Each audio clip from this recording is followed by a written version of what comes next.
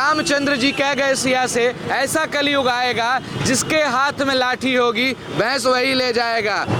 क्या रामराज पर अब खतरा है? नीतीश कुमार का तो लगता है, जो तेजस्वी यादव पहले बोल चुके थे। बीजेपी जिसने राम मंदिर दिया वो पीछे रह गई है। महंगाई है तो क्यों यहाँ से जीत गए, और बेरोजगारी था तो यहाँ से भी हारना चाहिए था ना। प्रधानमंत्री के सीट पर अभी भी खतरा बना हुआ है। पलटी मारू है, पलटी मार सकते हैं, कभी इधर तो कभी उधर भी जा सकते हैं। देखिए बिहार में नीतीश कुमार इस बार कॉम्पैक्ट प्लेयर नजर आ रहे हैं। उनके ऊपर कोई भरोसा नहीं है। जैसे एक होता है कहावत है, बिना पेनी का लोटा कहीं ढक सकेला। चुनाव के नतीजे कुछ हैरान करने वाले हैं। 320 सब संघर्ष करती हुई दिख रही है। भरोसा नहीं रहा नीतीश जी का, वो कभी भी दर बदलू इंसान है, इधर उधर जा सकते हैं। उत्तर प्रदेश में बीजेपी को बड़ा झटका लगा है। तो उनके पास तो सिर्फ लालच देखते हैं वो। झारखंड में 9 सीटों पर बीजेपी आगे है। मोदी से वादा किया था कि मैं कहीं नहीं जाऊंगा, लेकिन फिर देखिए पलट के फिर वो उन्होंने लालू प्रसाद को ज्वाइन किया। नीतीश कुमार को भी सिर्फ सत्ता चाहिए, उनको पीएम की दावेदारी उनकी थी। पब्लिक काम देखता है, राम मंदिर नहीं देखता है। काम नहीं कि पीएम मोदी के पसीने छूट गए थे 3 घंटे तक। मोदी जी को देखना चाहते हैं, बट रायबरेली में हम बीजेपी की सरकार नहीं चाहते थे। राहुल गांधी भी आगे जाते दिख रहे हैं और नरेंद्र मोदी 300 पर संघर्ष करते नजर आ रहे हैं। बिना पेनी का लोटा है, कभी भी कहीं पर लड़ सकते हैं। प्रधानमंत्री तो हमारे नरेंद्र मोदी जी को ही बनना चाहिए। मोदी जी को बनना है कि पहले लोग कहते थे राम मंदिर ही मुद्दा है, तो अब तो उन मूर्खों को पता चला कि राम मंदिर मुद्दा नहीं था। अब प्रधानमंत्री के पद पर मोदी ही बैठे। क्या रामराज पर अब खतरा है? क्या बीजेपी जिसने राम मंदिर दिया वो पीछे रह गई?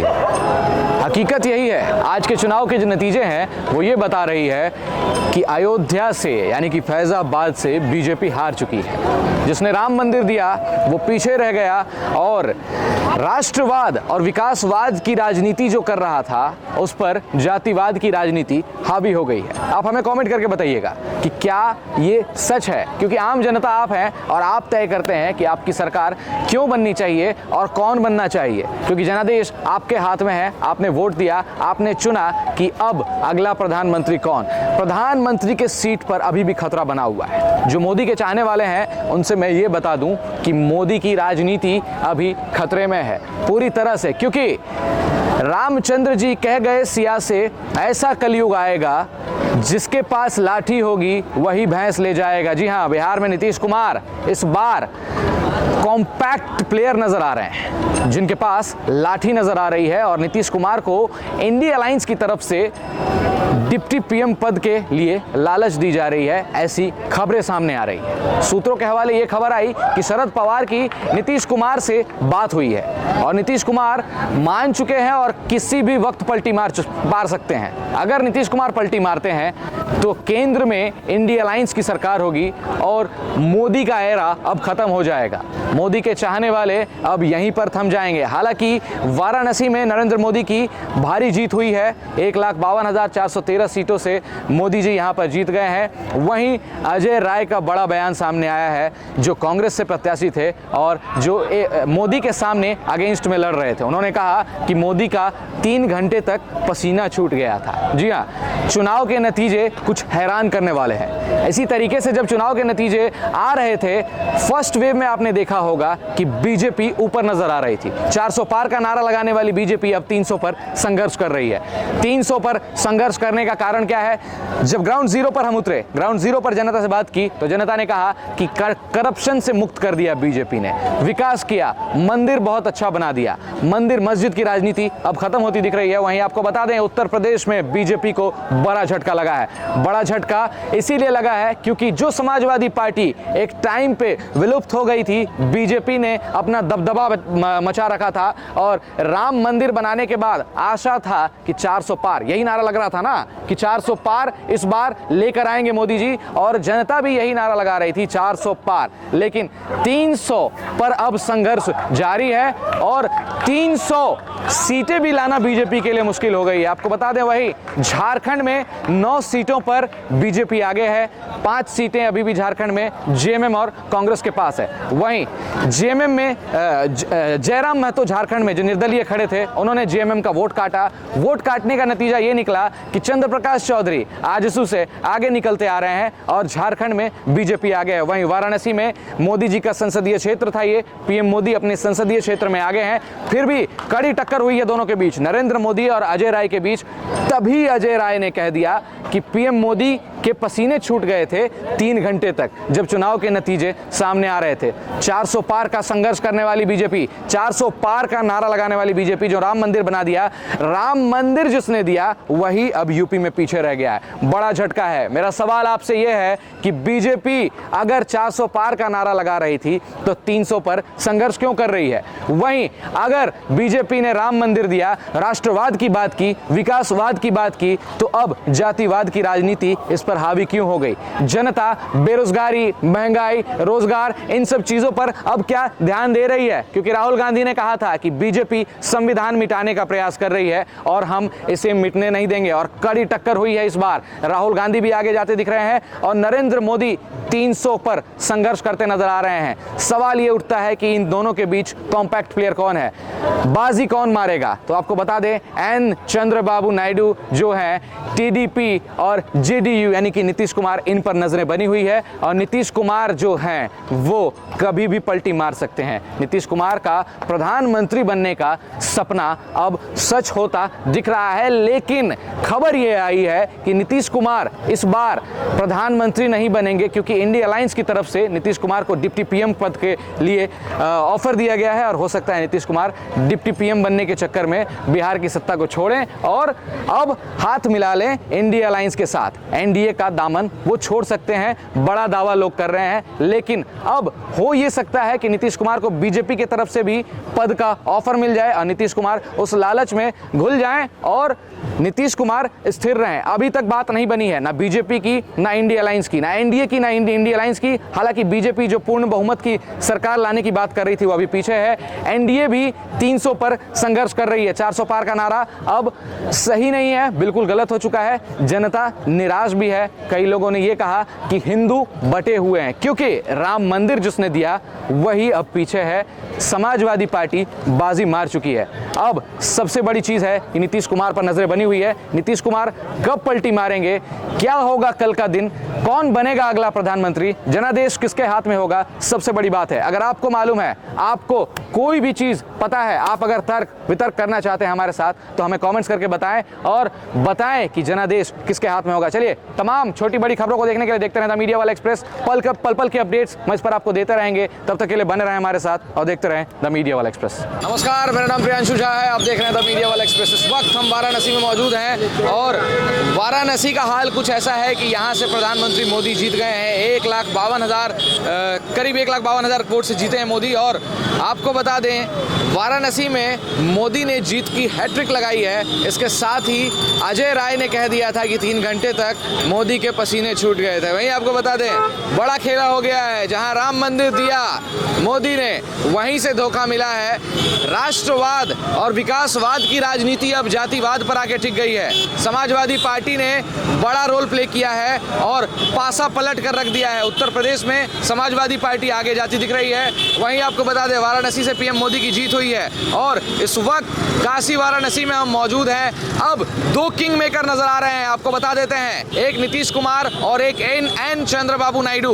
नीतीश कुमार और इन पर नजरें टिकी हुई है कि अब ये किसके साथ जाते हैं। खबर यह है कि नीतीश कुमार को डिप्टी पीएम बनने का ऑफर दिया गया है और नीतीश कुमार पलटी मार सकते हैं, ये अनुमान लगाया जा रहा। अभी तक कुछ नहीं कहा जा सकता है। अगर बीजेपी की सीट पूरी होती है, 300 सीट पाने के लिए बीजेपी अब संघर्ष कर रही है, तो प्रधानमंत्री मोदी जी बनेंगे। वहीं अगर नीतीश कुमार पलटी मारते हैं तो नज़ारा कुछ और होगा। यहाँ पर तमाम जनता है, इनसे बातचीत करते हैं। कैसा लग रहा है वाराणसी से पीएम मोदी जीत गए? बहुत बढ़िया लग रहा है, जीता है तो बहुत बढ़िया लग रहा है। बहुत बढ़िया। लेकिन जहाँ राम मंदिर दिया वहाँ से हार गए मोदी जी, वहाँ वहाँ पे अखिलेश यादव खेल गए बढ़िया। इस टाइम जातिवादी पे सब चल रहा है भाई, क्या करें। तो दोबारा से राष्ट्रवाद और विकासवाद की राजनीति अब जातिवाद पे आ गई है। जी जी हाँ। कैसा लग रहा है आपको? बहुत अच्छा लग रहा है।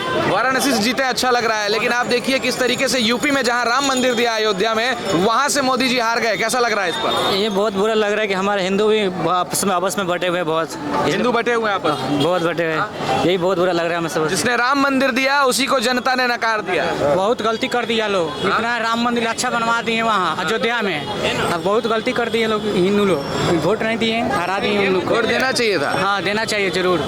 बताएं आप। जी वाराणसी से जीत हुई है मोदी की, जी बहुत अच्छी बात है। लेकिन यूपी में हारती हुई नजर आ रही है बीजेपी।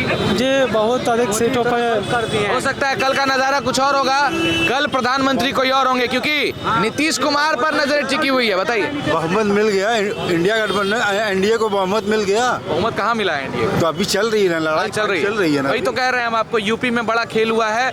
राष्ट्रवाद और विकासवाद की राजनीति अब जातिवाद पर आके टिक गई है। ये जनता का जनादेश है, जनादेश। खेल नहीं हुआ। ठीक है। बेरोजगारी और युवा परेशान, किसान रोड पर, और जो भी मतलब कि जितने भी संस्थाएं हैं सब रोड पर। तो वोट कौन दे रहा है इनको? जो 400 पार का नारा, इनको वोट कौन दे रहा था?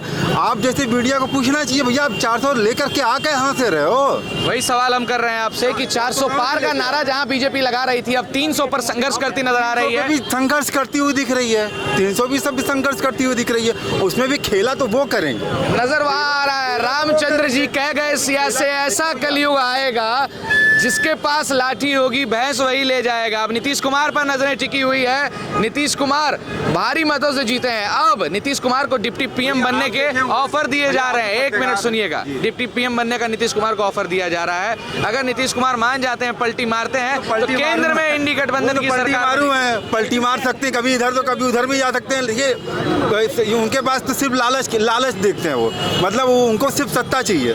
नीतीश कुमार को भी सिर्फ सत्ता चाहिए, उनको पीएम की दावेदारी उनकी थी। 400 पार का संघर्ष 300 पर आकर रुका है। वाराणसी से हालांकि पीएम मोदी की जीत हुई है। यहाँ पर पीएम मोदी 3 घंटे तक परेशान थे। अजय राय ने कहा कि 3 घंटे तक मोदी के पसीने छूट गए थे। आपको बता दें 1,52,000 के करीब वोट से पीएम मोदी जीते हैं। वहीं वाराणसी में जश्न का माहौल है। मैं यहाँ पर गाड़ी रोका क्योंकि यहाँ पर पटाखे छूट रहे थे, आतिशबाजी की जा रही थी। बताइए। महंगाई है तो क्यों यहाँ से जीत गए, और बेरोजगारी था तो यहाँ से भी हारना चाहिए था ना। बड़ी टक्कर मिली है गुरु, बीजेपी साफ होती दिख रही है। तो यहाँ से भी हारना चाहिए ना भाई, कभी नहीं साफ होगी बीजेपी। बड़ी टक्कर है। जिसने जहाँ पर राम मंदिर दिया, जहाँ पर राम मंदिर दिया वहाँ से हार गए। अयोध्या से हम इसलिए हारे हैं कि जहाँ विकास हो रहा है ना, तो वहाँ के लोग थोड़े से रुष्ट हैं। जिसका मकान टूटा है, जो लोग थोड़ा सा बेरोजगार हुए हैं वहाँ के, और उससे ज़्यादा ही वहाँ विकास गया है। ये बात उनको नहीं समझ में आ रही है। वो केवल अपना मकान देख रहे हैं। वहाँ से वोट हमारी कटी है। अयोध्या का विकास कहीं से रुका नहीं, और अयोध्या भी अगले साल आ जाएगा, घबराइए मत। दोबारा फिर से उम्मीद है। 400 पार का नारा लगाने वाली सरकार अब 300 पर संघर्ष कर रही है, और किंग मेकर नीतीश कुमार और एन चंद्रबाबू नायडू बने हुए हैं। इन पर नजरें टिकी हुई है जेडीयू और टीडीपी पर। अगर नीतीश कुमार पलटी मारते हैं तो केंद्र में कांग्रेस की सरकार इस बार फिर से बनेगी। नायडू जी का तो नहीं है कि वो पलटी मारेंगे, लेकिन नीतीश कुमार का तो लगता है। जो तेजस्वी यादव पहले बोल चुके थे। कुछ नहीं कहा जा सकता है अभी। वाराणसी से मोदी जी जीते हैं, लेकिन केंद्र खतरे में है। मोदी के चाहने वालों सुन लो, केंद्र में अगर नीतीश कुमार पलटी मार देते हैं, क्योंकि नीतीश कुमार को सूत्रों के हवाले ये खबर आ रही है कि नीतीश कुमार को फोन किया गया है और डिप्टी पीएम का पद ऑफर किया गया है। अब आप जानते हैं कि नीतीश कुमार का मिजाज कैसा है। नीतीश कुमार अगर पलटी मार देते हैं तो यहीं पर खेला हो जाएगा। केंद्र में कांग्रेस की सरकार बन जाएगी और मोदी इस बार पीछे रह जाएंगे। वहीं आपको बता दें वाराणसी से बड़ी जीत हुई है मोदी की, बड़ी जीत वाराणसी से। नरेंद्र मोदी वाराणसी में जीत गए हैं और हम वाराणसी में खड़े हैं, और वाराणसी की जनता अभी भी ये कह रही है कि अगली बार अयोध्या में फिर से आएंगे, क्योंकि कुछ लोग दुखी थे। जब विकास डेवलपमेंट होता है तो तोड़ फोड़ की जाती है, जिसमें लोगों को नुकसान हुआ और वोट वहीं पर कट गया। लेकिन मामला यहाँ कुछ और है। आपको बता दें राष्ट्रवाद और विकासवाद की राजनीति अब परिवारवाद और जातिवाद विवाद पर आ टिकी है। सपा यहाँ पर बाजी मारती दिखी है। एक बार फिर से समाजवादी पार्टी उत्तर प्रदेश में परचम लहरा रही है, ये क्लियर नजर आ रहा है। वहीं मोदी पीछे जाते दिख रहे हैं। आपको बता दें एक बार और, 400 पार का नारा लगाने वाली बीजेपी अब 300 पर संघर्ष कर रही है। नजरें नीतीश कुमार पर टिकी हुई है, क्योंकि कहा यह जाता है कि रामचंद्र जी कह गए सिया से ऐसा कलयुग आएगा जिसके हाथ में लाठी होगी भैंस वही ले जाएगा। तो अभी नीतीश कुमार के हाथ में लाठी है और ये जो तमाम पार्टियां हैं, ये इंडी और एनडीए, ये अब भैंस बनी हुई है। नीतीश कुमार जिधर इशारा दिखाएंगे भैंस उधर चलती चली जाएगी और केंद्र में उसी की सरकार बनेगी। अब देखना ये बनता है कि नीतीश कुमार का प्रधानमंत्री बनने का सपना डिप्टी पीएम पर आकर रुकता है कि नहीं, क्योंकि नीतीश कुमार को ऑफर मिल चुका है कि आपको डिप्टी पीएम बनाया जाएगा, आप हमारे साथ आ जाइए और इंडिया अलायंस की सरकार बनाइए। चलिए तमाम अपडेट्स, पल पल की अपडेट्स इस पर हम आपको देते रहेंगे। तब तक के लिए बने रहे हमारे साथ और देखते रहें द मीडिया वाला एक्सप्रेस। काशी वाराणसी में मौजूद हैं और भी खबरें निकाल कर आपके सामने ला रहे हैं और देखते हैं कि क्या माहौल होने वाला है, अगला प्रधानमंत्री कौन बनता है, संवैधानिक पद पर कौन बैठता है। नमस्कार। वाराणसी में बीजेपी की जीत हुई है। नरेंद्र मोदी के साथ अजय राय की टक्कर हुई और उस टक्कर में बीजेपी आगे निकल गई है। 1,52,413 सीटों से नरेंद्र मोदी यहां से जीत चुके हैं, लेकिन केंद्र में अभी भी खतरा बना हुआ है। नरेंद्र मोदी होंगे प्रधानमंत्री, नहीं होंगे ये बात की बात है। यहाँ पर तमाम जनता है, धीरे धीरे सबके पास जाते हैं और लोकतंत्र कितना मजबूत है आज ये जानते हैं। और बात करते हैं सबसे, पूछते हैं कि कैसा लग रहा है वाराणसी में ये जीते हैं कि नहीं और प्रधानमंत्री उनको बनना चाहिए कि नहीं, क्योंकि पासा अभी भी पलट सकता है। नीतीश कुमार के हाथ में बड़ा गेम है। कॉम्पैक्ट प्लेयर नीतीश कुमार माने जा रहे हैं। जब वो इंडिया अलायंस से हाथ मिला लेंगे तो सरकार बन जाएगी कांग्रेस की और इंडिया गठबंधन केंद्र पर राज करेगी। यहाँ पर लोग हैं, सबसे बात करेंगे। भाई कहाँ से आए हो? मैं रायबरेली से आया हूँ भाई। रायबरेली से आए जी। मोदी जी हार रहे हैं, देख रहे हो? कहाँ हार रहे हैं भाई? 400 पार का नारा लगा रहे थे, 300 पर भी संघर्ष करने पर अब आफत हो गई है। संघर्ष जारी है। संघर्ष जारी है, चल रहा है। हम तो वाराणसी आए हैं, मोदी जी यहाँ वाराणसी से तो जीत गए। हाँ जीत गए, इसीलिए तो यहाँ आए। लोग ये कह रहे थे कि वाराणसी में उनका गढ़ है इसीलिए वो जीते हैं और वाराणसी के लिए उन्होंने काम किया है, लेकिन केंद्र पर खतरा इसीलिए है क्योंकि बिहार में जो नीतीश कुमार बैठे हैं वो प्रधानमंत्री पद का सपना देख रहे हैं और उनको डिप्टी पीएम बनने का ऑफर इंडी गठबंधन ने दे दिया है। तो हो सकता है नीतीश कुमार पलटी मार जाए और मोदी जी केंद्र से साफ हो जाए। कभी भी भरोसा नहीं रहा नीतीश जी का, वो कभी भी दर बदलू इंसान है, इधर उधर जा सकते हैं। प्रधानमंत्री किसको बनना चाहिए? प्रधानमंत्री तो हमारे नरेंद्र मोदी जी को ही बनना चाहिए। मोदी जी को बनना चाहिए। 400 पार का जो नारा लगा रहे थे, पब्लिक भी लगा रही थी, 400 पार तो खत्म होता दिख रहा है। 400 पार तो गांव में कुर्सी बेचने वाले वो भी तो कहता है, लेकिन उतना आंकड़ा थोड़ी होता है कि सबका कि 400 पार ही हो जाएगा। 180 उम्मीद अभी भी कायम है। उम्मीद अभी भी कायम है। हाँ भाई, कहाँ से आए हो? रायबरेली से। रायबरेली से। रायबरेली में राहुल गांधी आगे हैं। नहीं, राहुल मालूम गांधी होगा ना? जीत चुके हैं। जीत चुके हैं। हाँ। जीत गए ना? जी, जी। क्या उसी की खुशी मना रहे हो आप? हाँ बिल्कुल भैया। तो मोदी जी केंद्र में अब नहीं देखना चाहते हो? नहीं, मोदी जी को देखना चाहते हैं, बट रायबरेली में हम बीजेपी की सरकार नहीं चाहते थे। क्यों, कारण उसका? कारण तो क्या कुछ बता नहीं सकते भैया, बट ये है कि रायबरेली कांग्रेस का वैसे भी गढ़ रहा है, तो हम लोग कांग्रेस के साथ थे भी रायबरेली। तुम यार दल बदलू इंसान लग रहे हो। केंद्र में कह रहे हो प्रधानमंत्री मोदी, हाँ, मोदी और अब कह रहे हो कि कांग्रेस का वहाँ देखना चाह रहे थे कांग्रेसी। कारण बताइए। केंद्र में मोदी जी का सपोर्ट करते हैं ना। हाँ। अपने यहाँ पे हमको कांग्रेस चाहिए। तुमको रायबरेली से क्या फायदा मिलता है कांग्रेस का, वो बीजेपी, वो केंद्र से क्या फायदा मिलता है? जो गढ़ जहाँ का है उस पर बात हो रही है ना भैया। गढ़ की बात मत करो। गढ़ के चक्कर में 400 पार पर नुकसान हो गया है और 300 पर संघर्ष जारी है एनडीए का। 400 ऐसे भी नहीं पार होनी थी। अगर मैटर नहीं करता, जहाँ तक कि यूथ है, यूथ को सपोर्ट चाहिए। और जहाँ तक कि आज का यूथ देखा जाए तो इतना बेरोजगार पड़ा है। हाँ। तो यूथ कहीं ना कहीं तो देखेगा ना अपना। मुद्दे की बात है बेरोजगारी। बेरोजगारी तो कौन मिटा सकता है इसको? कौन मिटा सकता है? देखो सरकार काम करेगी तो मिटा सकती है, बट सरकार जिस वर्क करना चाहिए, जैसे अभी पेपर लीक हुआ, इतने सारे पेपर लीक हो रहे हैं, तो ये मुद्दा ही है। जाहिर सी बात है कि मतलब यूथ बेरोजगार दिन पे दिन होता जा रहा है। अगला मुद्दा कुछ सरकार एक्सचेंज होती है तो कहीं ना कहीं बेनिफिट मिल सकता है। इसीलिए वोट कटा है बीजेपी का। जी जी सर, वो तो बिल्कुल ही दिख ही रहा है, इसलिए मार्केट में सभी लोग को दिख रहा है कि क्या हो रहा है क्या नहीं, इसमें इसलिए बताने वोट होता है। कटा है बीजेपी का और अभी भी संघर्ष जारी है और हो सकता है पीएम मोदी फिर से पीएम बन जाएं अगर नीतीश कुमार इंडिया अलायंस से हाथ नहीं मिलाते हैं तो।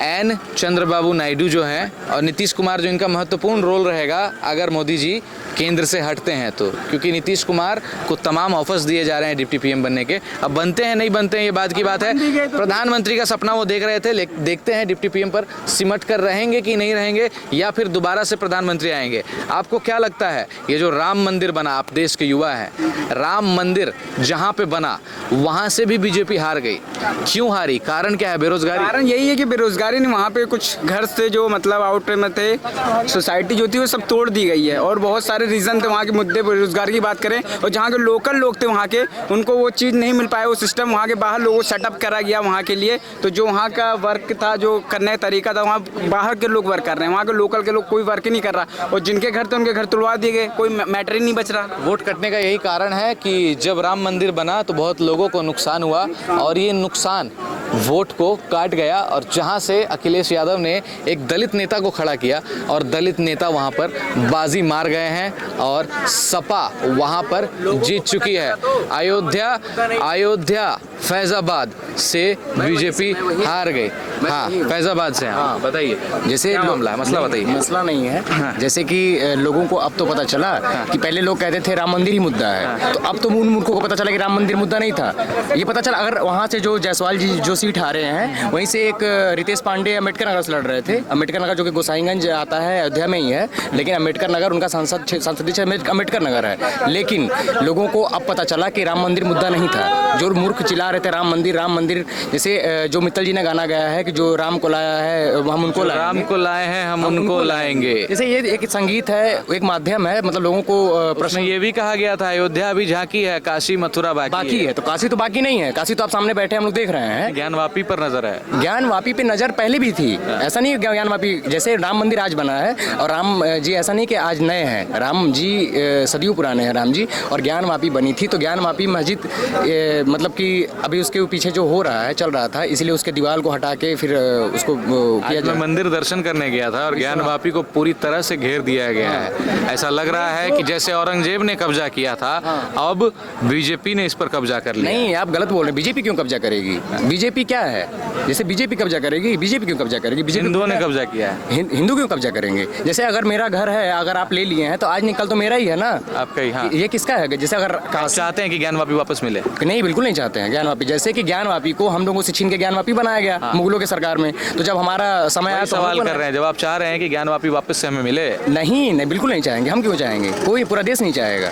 जैसे ही चाहेगा, क्योंकि पहले जैसे भोलेनाथ यहाँ थे, महादेव। सवाल तो यही है ना कि ज्ञानवापी मस्जिद नहीं था, मंदिर था, तोड़कर मस्जिद बना दिया औरंगजेब ने, और अब दोबारा चाह रहे हैं कि मंदिर में घोषित हो। नहीं, मंदिर तो है ऑलरेडी, पहले भी ऑलरेडी है। हाँ, है मंदिर। अभी आपने ही कहा कि मैं आज गया था, पूरा घेर दिया गया है, तो मंदिर था तो मंदिर हो गया। तो नमाज की प्रक्रिया बंद होनी चाहिए, पूजा चालू होना चाहिए। हाँ, बिल्कुल बिल्कुल होना चाहिए। यही बात मैं कह रहा हूँ कि आप चाहते हैं कि ज्ञानवापी अब हिंदुओं के कस्टडी में आ जाए, हिंदुओं के अंदर आ जाए, अब पूजा पाठ चालू करा, बिल्कुल चालू हो जाए। हाँ, बिल्कुल होना चाहिए। अब प्रधानमंत्री पद पर एक संकट मंडराता हुआ दिख रहा है, जहां नीतीश कुमार बिहार में मजबूती से जीत रहे हैं। नीतीश कुमार जीत चुके हैं, पलटू चाचा है। सुनिएगा, नीतीश कुमार पलटी इसलिए मार सकते हैं क्योंकि खबर यह आ रही है कि नीतीश कुमार को ऑफर दिया गया है इंडिया अलायंस की तरफ से कि आपको डिप्टी पीएम बना देंगे। तो क्या नीतीश कुमार पलट जाएंगे? कैसा लगता है? अरे भैया, उनके ऊपर कोई भरोसा नहीं है। जैसे एक होता है कहावत है, बिना पेनी का लोटा कहीं ढक सकेला, तो वो बिना पेनी का लोटा है, कभी भी कहीं पलट सकते हैं। जैसे वो जब पिछले बार बीजेपी में थे तो उन्होंने मोदी से वादा किया था कि मैं कहीं नहीं जाऊंगा, लेकिन फिर देखिए पलट के फिर वो उन्होंने लालू प्रसाद को ज्वाइन किया, फिर वहां से फिर देखिए महागठबंधन तोड़ के अब बीजेपी में आ गए। उन्होंने कहा था कि अब हम कहीं नहीं जाएंगे, अब हम सही जगह पर आ गए हैं, वादा कर रहे हैं। मोदी जी जब आए थे तो लोगों को खड़ा करवा कर उनका स्वागत करने के लिए बोला गया था। अब नीतीश कुमार पलटी मार सकते हैं, नजर लोगों की वहीं पर है क्योंकि केंद्र पर खतरा है और खतरा इसलिए मंडरा रहा है कि कहीं नीतीश कुमार इधर से छिटक कर इंडिया अलायंस से हाथ ना मिला लें और बीजेपी साफ ना हो जाए। अगर ऐसा करते हैं नीतीश नीतीश कुमार तो केंद्र में पीएम मोदी की छुट्टी हो जाएगी और इंडिया अलायंस की सरकार बनेगी और प्रधानमंत्री कौन होगा ये देखने वाला होगा। आप क्या चाहते हैं कि प्रधानमंत्री के पद पर कौन बैठे? मैं तो यही चाहूँगा प्रधानमंत्री के पद पर मोदी ही बैठे। हाँ, क्योंकि मैं अपने स्वयं के नज़रिए से बता रहा हूँ, जब से मोदी बैठे हैं तब से तो देश आगे ही बढ़ रहा है। जैसे देश की जीडीपी आप कंपेयर कर सकते हैं, पहले क्या जब मनमोहन सिंह थे क्या था, तो फिर अयोध्या क्यों हार गए? नहीं, जैसे अयोध्या हार गया ये तो पब्लिक के हाथ में है हारना जीतना। ये देखिए यही तमाम कारण है कि जो टूट फूट हुआ, जो नुकसान हुआ उनको हर्जाना नहीं मिला। नहीं, हाँ, हर्जाना नहीं मिला, ये भी एक मुद्दा हो सकता है। लेकिन जो मूर्ख को पता था कि राम मंदिर चिल्ला रहे थे कि राम मंदिर से एक मुद्दा है, मतलब भाजपा उसको दिखा रहा है, लेकिन अब उन लोगों का आँख खुल गया कि राम मंदिर एक मुद्दा नहीं था। यानी पब्लिक काम देखता है, राम मंदिर नहीं देखता है। काम नहीं हुआ, बेरोजगारी बढ़ गई। हाँ, बेरोजगारी नुकसान हुआ, लोगों के घर टूट गए। हाँ बिल्कुल, वहाँ तो मैं रहता हूँ, मैं देख रहा हूँ जो सड़कें नहीं थी आज 2 साल मुआवजा मिला कि नहीं लोगों को? नहीं, मुआवजा जो कुछ हद तक पाए हैं, कुछ लोग नहीं पाए हैं, कुछ लोग पाए हैं, कुछ नहीं पाए। यही नाराजगी नजर आ रही है और अयोध्या में फिर से अखिलेश यादव, देखिए नारा यही लगाया जा रहा था कि जब अखिलेश की सरकार थी तो लोगों को सरयू में काट कर फेंक दिया गया था। दोबारा से वही जनता ये सरकार क्यों चुन रही है, सबसे बड़ा सवाल है। दूसरा सवाल, एक आखिरी सवाल आपसे करूंगा कि आप एक युवा हैं देश के और आप फैजाबाद से हैं, अयोध्या से हैं, इसलिए मैं आपकी तरफ ज़्यादा रुका और आपसे बात कर रहा हूँ क्योंकि फैजाबाद का जो हाल है, जो कंडीशन है, वो वहाँ की जनता ही बता पाएगी। 400 पार राम मंदिर चल रहा था और राम मंदिर के आड़ में आकर लोग ये कह रहे थे कि 400 पार इस बार होगा, लेकिन 300 पर भी एनडीए को संघर्ष करना पड़ रहा है। 300 भी पूरी तरह से अभी नहीं मिल पाया है और नीतीश कुमार गेम चेंजर बने हुए हैं, हालांकि वो बहुत बड़े गेम चेंजर हैं, कुछ भी हो सकता है। तो अब आप ये मुझे बताइए कि जो बीजेपी दावा कर रही थी राष्ट्रवाद और विकासवाद की, उस पर क्या जातिवाद की राजनीति अब हावी हो रही है? नहीं, जातिवाद की राजनीति हावी नहीं हो रही है। लोग जातिवाद तो नहीं है, लोग देखते हैं जातिवाद के थ्रू, लेकिन जातिवाद ऐसा नहीं है। और यूपी में सबसे ज़्यादा जनसंख्या अगर देखा जाए तो यादवों की है। हाँ, लगभग जातिवाद परिवारवाद, जातिवाद नहीं, वो तो है, लेकिन सबसे ज़्यादा अगर देखा जाए तो यादवों की जनसंख्या है। और आप अखिलेश यादव को देख ही रहे हैं, उनके मतलब वो तो पुराने नेता हैं, उनके पिताजी भी रह चुके, चाचा भी रह चुके हैं। ये जातिवाद ऐसा कोई मुद्दा नहीं है, जातिवाद नहीं है। लोग अपना देखिए, स्वयं देखते हैं, अपने परिवार देखते हैं, देश को देखते हैं। जो अच्छा काम करेगा हम लोग यहाँ राजतंत्र में नहीं, लोकतंत्र में जी रहे हैं। अगर जो सरकार अच्छा काम करेगा हम लोग उसको वोट देंगे, जो अच्छा नहीं काम करेगा। यूपी में योगी को जब मौका मिला, योगी सरकार बनी, भाजपा की पूर्ण बहुमत की सरकार अभी यूपी में चल रही है और पूर्ण बहुमत की सरकार में योगी जी ने एनकाउंटर के अलावा और क्या क्या किया?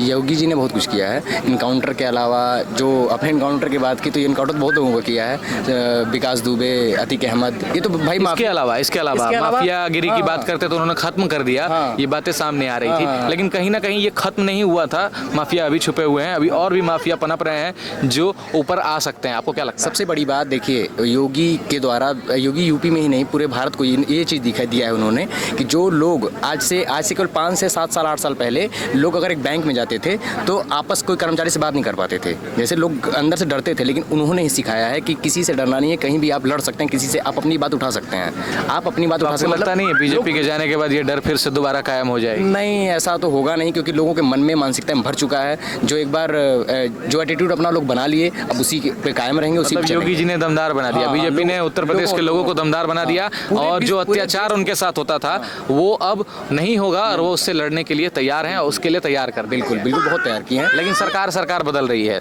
लोग अब चुन रहे हैं, लोग अब बेरोजगारी और रोजगार और तमाम महंगाई के मुद्दे पर जा रहे हैं। अब देखते हैं कि ये सपना लोगों का पूरा होता है कि नहीं अगर इंडिया अलायंस की सरकार बनती है। हालांकि कई जगह से अखिलेश यादव जीत चुके हैं, वहाँ देखते हैं अब क्या काम होता है। क्या तस्वीरें दोबारा से उत्तर प्रदेश जो पहले थी वो तो नहीं हो जाएगी, क्योंकि बीजेपी बता रही थी कि ये गुंडा राज की सरकार थी और गुंडा राज क्या दोबारा से आ जाएगा? आप हमें कमेंट्स करके बताइएगा। और अब देखते हैं कि नीतीश कुमार क्या करते हैं, नजरें लगातार बनी हुई है। चलिए पल पल के अपडेट्स इस पर हम आपको देते रहेंगे, तब तक के लिए बने रहें हमारे साथ और देखते रहें द मीडिया वाला एक्सप्रेस।